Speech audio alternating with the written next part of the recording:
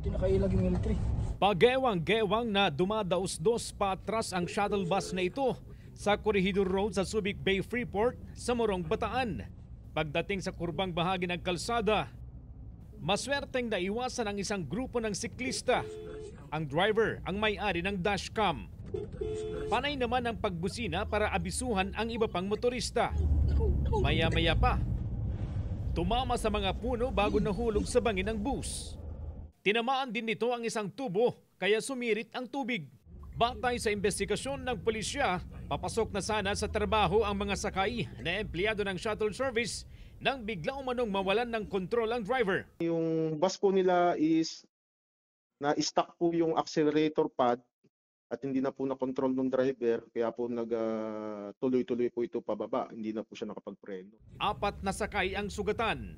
Hindi naman nasaktan ng driver. Paalala lang po sa ating mga kababayan na magdoble ingat po lalo na po yung mga driver. Lagi po nating ugaliing i-check ang ating mga minamanayong sasakyan lalo na po ito mga bus bago po tayo bumiyahe para maiwasan po natin yung mga ganitong aksidente.